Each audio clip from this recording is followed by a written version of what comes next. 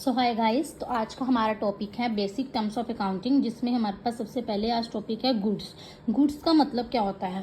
Purchase goods, sell goods. मतलब goods का मतलब जैसे अब हमने कोई भी सामान बनाना है तो वो क्या हो गया, हमारे फर्नीचर हो गया, टेबल हो गया, चेयर्स होगी, ये हमारी सारी क्या होगी, गुड्स हैं। गुड्स हैं जिनको हमने बनाना है। तो goods include all those thinkings which are purchased. हम गुड्स को क्यों परचेज करते हैं? अब कोई दुकानदार है, वो गुड्स क्यों लेगा, किस लिए लेगा? क्या वो आगे क्या करे, सेल करे।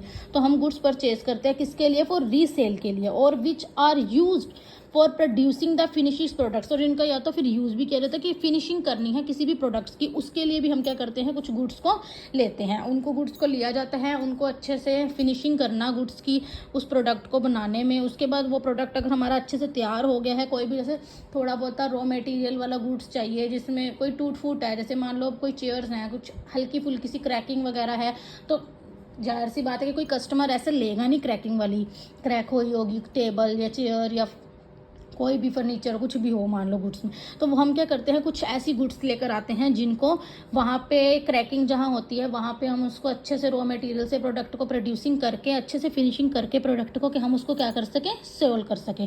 तो वो क्या होता है, हमारा गुड्स। ठीक है, तो अब हमारे पास आती है कॉस्ट। अब कॉस्ट का तो हर किसी को पता है। कॉस्ट मीन्स अब कोई भी प्रोडक्ट तैयार करने के लिए हमारे को क्या लगानी पड़ती है, लागत, कॉस्ट लगती है। कोई भी सामान खरीदा है उसमें भी कॉस्ट ही लगेगी ना।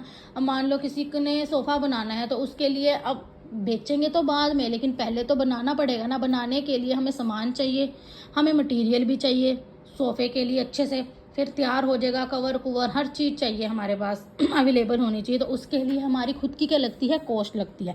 तो in business and accounting cost is an monetary value. Cost क्या है, एक मॉनेटरी वैल्यू है that has been spent by a company, जिसको क्या किया जाता है, कंपनी के द्वारा स्पेंड करते हैं हम।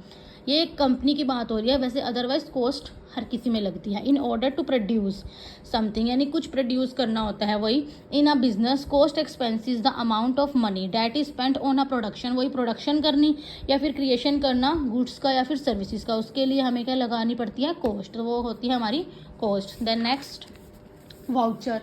अब वाउचर का मेन मतलब तो ये होता है, जैसे मान लो हमने कहीं से क्या खरीदी, एक मशीनरी, किसी दुकान से हमने कोई मशीनरी खरीदी, लेकिन जो सेलर है यानी जिससे हमने मशीनरी खरीदी वो है एक सेलर हमें एक बिल देगा, लेकिन उस बिल में सिर्फ ये लिखा होगा कि मशीन कितने की आई।